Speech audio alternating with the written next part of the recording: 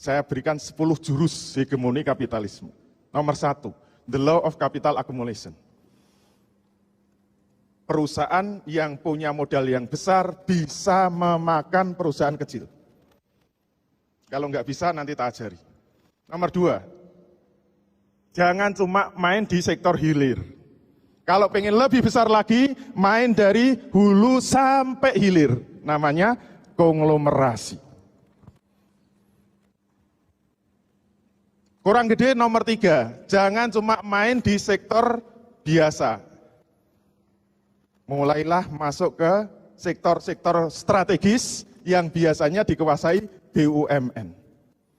Beli itu jalan tol, beli itu rumah sakit, beli itu pelabuhan, beli itu bandara. Itu bisnis yang nggak mungkin rugi. Yang keempat, kalau pengen lebih besar lagi, beli jabatan. Jadi penguasa ya, penguasa sekaligus pengusaha. Itu level nasional.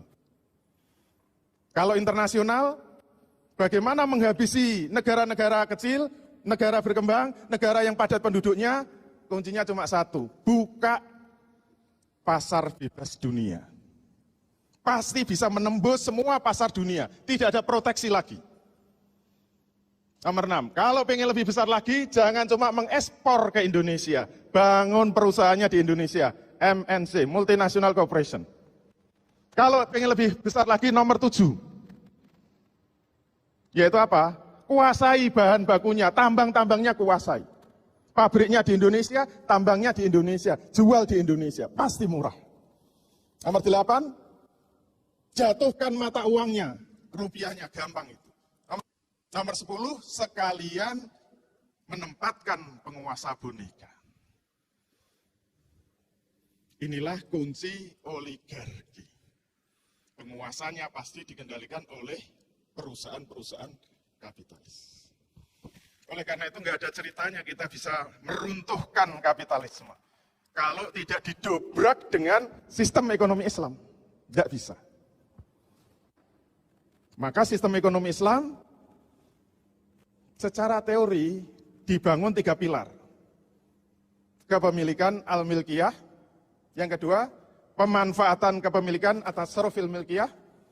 Yang ketiga, distribusi harta kekayaan di tengah-tengah manusia. At-tauzi'u sarwah bainan nas.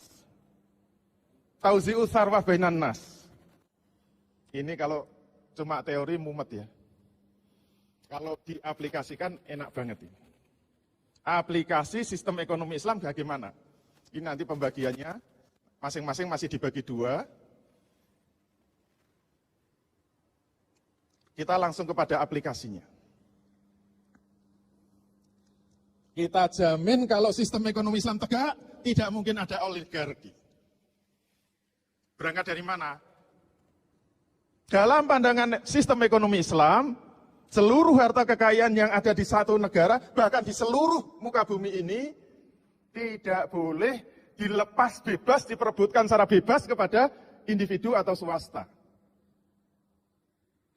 Dalam pandangan ekonomi Islam, seluruh harta kekayaan ini harus dibagi 3. Ada kepemilikan individu, ada kepemilikan umum, dan ada kepemilikan negara.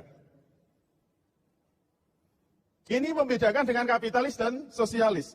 Kalau kapitalis itu semua boleh dikuasai individu atau swasta, kalau sosialis lawannya, semua itu milik negara, semua dikuasai negara, kalau Islam dibagi 3.